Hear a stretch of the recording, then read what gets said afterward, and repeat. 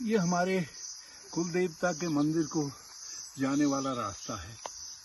काफल, बुरांस, बांज के पेड़ों से घिरा हुआ, कहीं कहीं तो चीड़ के वृक्ष भी हैं, मगर एक विविधतापूर्ण जंगल के बीच में हमारे कुल देवता, गुयल देवता विराजमान हैं। मैं उनका आशीर्वाद लेकर अपने को बहुत कृतार्थ और उपकृत महसूस कर रहा हूँ।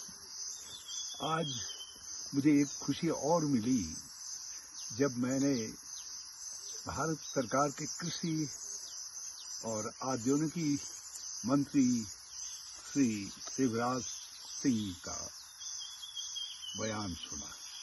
उन्होंने काफल की शान में भी कुछ शब्द कहे, मडवे की शान में भी कुछ शब्द कहे। जब आज हमारे अपने मडवा कहने में शर्माते हैं, उसको मिलेट कहते हैं, तो शिवराज सिंह जी ने दोनों के गुणों का बखान किया। मैं जब काफल, हिसालू, ढिंगारू, किलमौड़ा, हमारे बेड़ू और तिमले की बात करता हूँ तो कई लोगों के पेट में मरोड़े उड़ते हैं, भाजपाइयों के पेट में।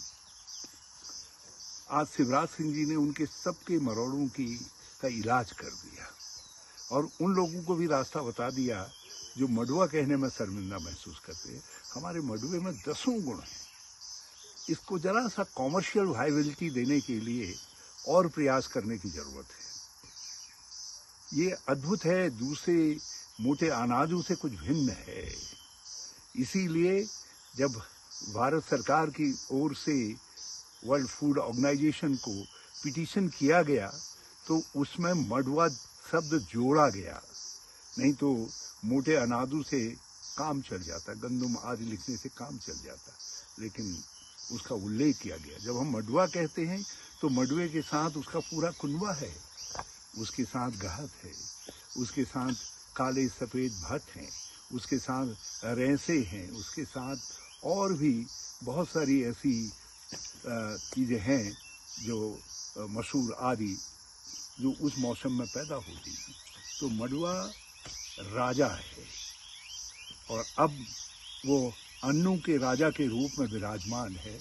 तो मुझे बेहद खुशी हुई कि भारत सरकार के कृषि मंत्री ने वैज्ञानिकों का आह्वान किया कि मडवे पर शोध करें। मैं इसके लिए विवेकानंद अनुसंधान संस्थान और पंतनगर यूनिवर्सिटी को कुछ काम प्रोजेक्ट दे करके गया था, जो फिर कालांतर में जिसको आने वाली सरकारों ने परस्यू नहीं किया। यदि नए सिरे से इनको कुछ होश आता है तो ये मडवा अपने सिस्टर क्रॉप्स के साथ गेम चेंजर बन सकता है।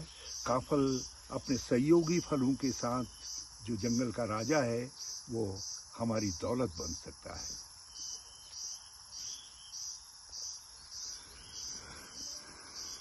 ठीक है।